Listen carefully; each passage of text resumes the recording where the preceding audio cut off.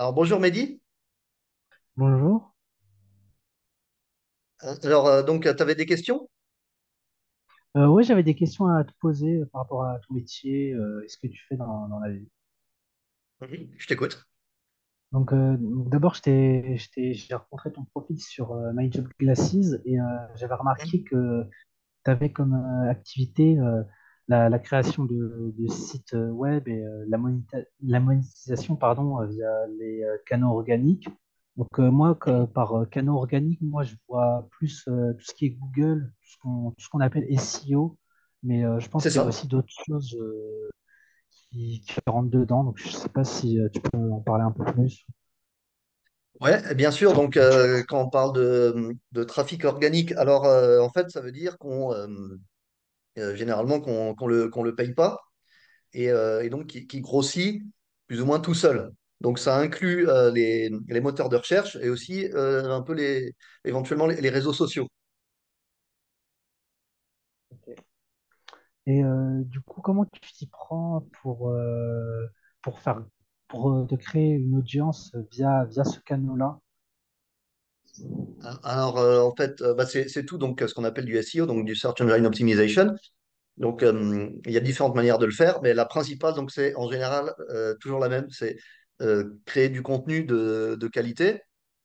Une fois qu'on crée le contenu, en fait, éventuellement, il y a peut-être d'autres gens qui vont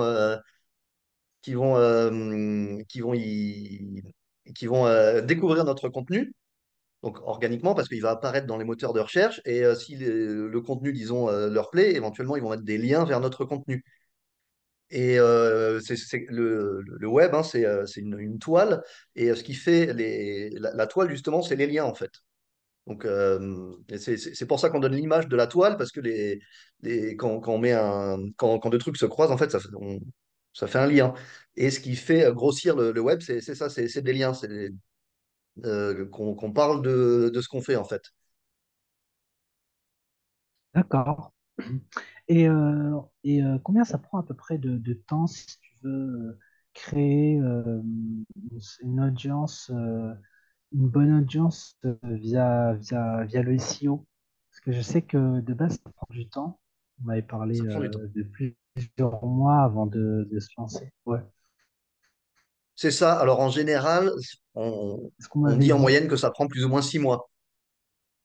Entre le moment où on crée quelque chose et le moment, Ouais. disons, où C'est ce qu'on m'avait ce dit. contenu atteint Moi. son audience plus ou moins maximum, il se passe plus ou moins 6 mois. Donc le temps que ce soit découvert par les moteurs de recherche, que ce soit inclus dans les résultats, etc. Donc effectivement, ça prend plusieurs mois. Et donc ça, c'est si on le fait organiquement. Bien sûr, il y a des manières de le faire, de faire aller ça plus vite, en payant, par exemple, en payant pour de la pub ou en donnant de la visibilité à notre contenu. Donc, par exemple, en le partageant sur les réseaux sociaux ou, euh, ou en payant de la pub. Ouais.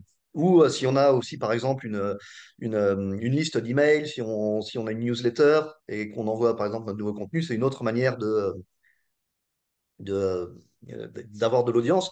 Mais organiquement, ça prend plusieurs mois, en moyenne 6 mois. Oui. D'accord. Et tu viens de parler de publicité payante. D'ailleurs, ça tombe bien parce que moi, à peu près, ce que je voudrais faire, c'est me lancer dans l'agence digitale et développer, en gros, aider mes clients à développer leur clientèle via la publicité payante. Et est-ce que toi, t'as déjà utilisé la publicité payante pour plusieurs de tes activités ou est-ce que tu fais que de l'organique? Comme ça, tu veux dire faire des pubs pour d'autres? Oui, c'est aider les entreprises à acquérir plus de trafic via le trafic payant. Donc, la publicité payante sur les réseaux sociaux ou même via Google. Ça- Alors, moi, personnellement, non, je fais pas ça pour les autres. Par contre, ce que je fais, c'est que des fois, donc, c'est souvent, enfin, j'ai des demandes, c'est eux qui viennent me chercher, des gens donc, qui trouvent mes sites parce qu'ils apparaissent dans leur recherche, et ils me proposent de me payer pour mettre leur contenu. Donc, par exemple, mettre des articles, un article qui parle plus ou moins de quelque chose en relation avec leur projet et qui contient un lien. un lien donc vers leur site à eux. D'accord. Et du coup, toi, tu touches une commission avec, si tu fais des ventes et que les clients ils passent par ton lien, c'est ça? De l'affiliation à peu près? Les commissions de? Si un client il passe par ton lien sur ton site web et il Oui. achète sur le site de ton partenaire, tu touches une commission avec en Oui, fonction tout du à prix de fait. vente. Mhm. Ok. Et Oui, oui, du ils coup, me payent toi, pour que je mette toi, leur contenu en ligne. Ou ce qu'on fait aussi, c'est des échanges. Donc, par exemple, ils m'envoient un article que je publie sur un de mes sites, et en échange, eux, ils vont ajouter un lien vers un de mes sites dans un de leurs articles ou sur leur site. d'accord. Et du coup, alors j'ai vu sur ta description, tu étais dans plusieurs niches, donc que ce soit le voyage, la restauration, etc. C'est quoi approximativement la niche qui fonctionne le mieux en organique, celle qui pour toi a le mieux fonctionné en général? Bah, ça, il n'y a pas trop de réponses, hein. Ça dépend de ce qu'on fait, dans quoi on s'investit. Si on s'investit dans quelque chose, forcément, à un moment ou à un autre, on va trouver une audience. Et l'audience, bien sûr, souvent, elle est en dents de scie, elle est pas égale. Il y a toujours de la saisonnalité. Donc, moi, ce que je fais beaucoup, c'est du business. Par exemple, dans le business, il y a de la saisonnalité. Donc, pendant les grandes vacances, principalement, il se passe rien. Donc, il y a plutôt de l'audience disons, au printemps et en automne. Ouais. C'est là où il y a le plus de monde, le plus de monde connecté. Oui. Ça. Et, du coup, par rapport à mon projet que je t'ai parlé il y a quelques minutes, est-ce que tu trouves que c'est quoi à peu près ce qu'il faut avoir pour être le meilleur dans son marché ou être le plus efficace? Si tu aurais des conseils en général. Ouais. Il faut déjà commencer tôt, parce que plus Ok, on attend que le projet soit parfait, déjà la perfection, ça n'existe pas, ce sera jamais parfait, et tant qu'on attend, on fait rien, et surtout personne ne nous trouve. Donc il vaut mieux commencer le plus tôt possible, faire son site. Il vaut mieux un site avec rien ou pas grand-chose que rien du tout. Et commencer tôt, il faut pas trop hésiter, il faut se lancer, commencer tôt et mettre du contenu dès qu'on peut, et mettre à jour son contenu dès qu'on peut. d'accord. Donc, commencer le plus tôt possible Ouais. et aller chercher directement des clients. Aussi, oui. Et, d'accord.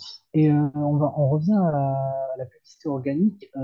Est-ce que tu as déjà utilisé l'outil, parce que c'est un outil que je connais un peu, c'est Google Shopping. C'est un outil où tu peux mettre tes fiches produits sur Google et du coup, quand le client il va taper un mot-clé, ça va lui proposer différents produits et ça lui redirige directement vers un site. Est-ce que t'es déjà familier avec ça? Est-ce que tu l'as déjà utilisé? Est-ce que tu aurais des Non, moi je ne retours? vends pas de produits, donc je suis pas dessus. Pas du tout. Et, euh, et en moyenne, tes sites, tu les gardes combien de temps? C'est-à-dire, est-ce que c'est des sites que tu as créés il y a plusieurs années et que tu as gardés, ou est-ce qu'à un moment donné, tu as dû renouveler tes sites parce que c'était ce qui était moins bien référencé et que du coup, tu as préféré relancer un nouveau projet pour un peu compenser Constamment, ouais. constamment? En Il faut moyenne, toujours rajouter du contenu, mettre à jour son ancien contenu.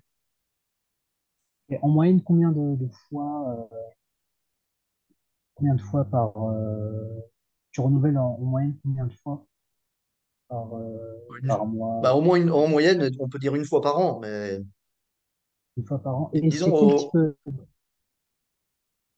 c'est quel type minimum de une fois par contenu an. ok, une fois par an, d'accord. Et tu publies quel type de contenu en moyenne? Des articles qui traitent à peu près de quoi? Comment ça? Tu publies quel type d'articles sur tes sites Ça dépend du site. Chaque site est dans une niche différente et a des articles différents, mais en général, donc moi, c'est principalement du contenu éducatif, éducationnel. éducatif. Enfin, ouais, Et de l'information, on quoi, avait si parlé on veut. ok.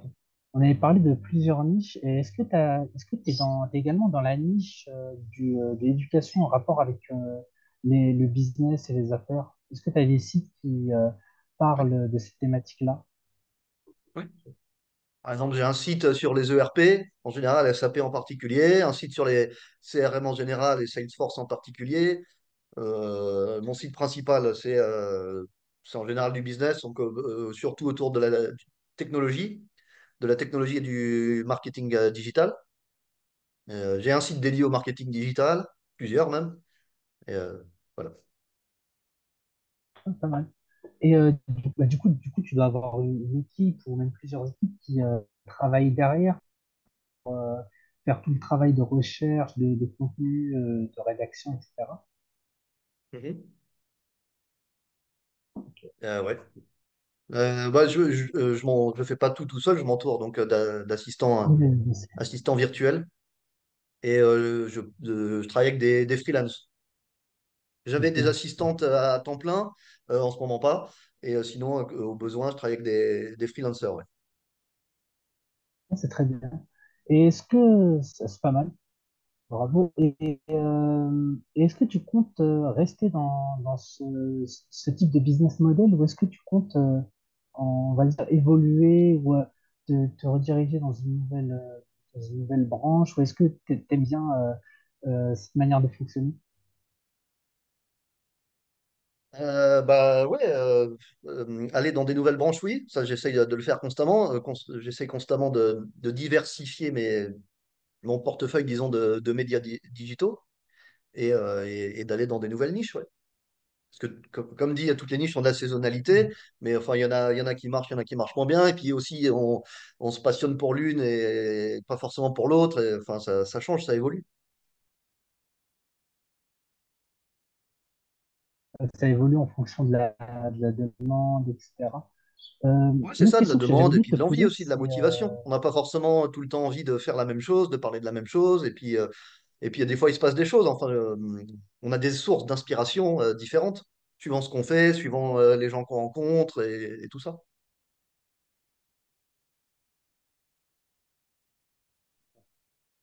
euh, j'avais oublié de te poser cette question-là.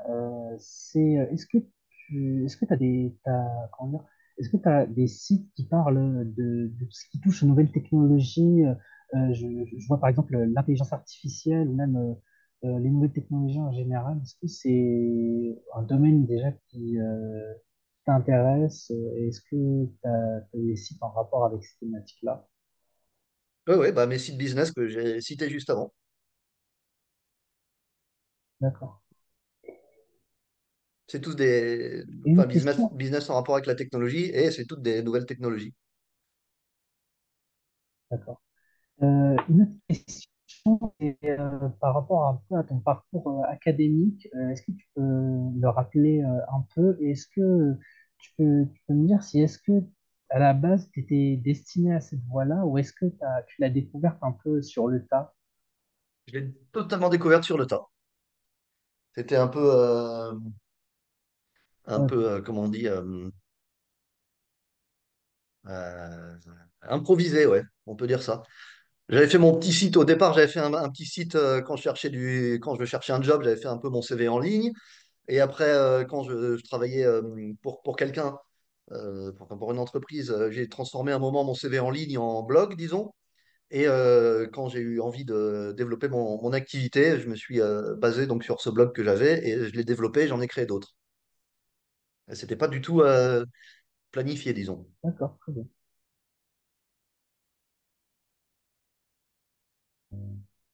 D'accord. Bah, merci beaucoup pour toutes ces réponses. Merci pour Je t'en le temps prie, avec plaisir. que tu as pris pour répondre à mes questions. Avec plaisir, bonne continuation.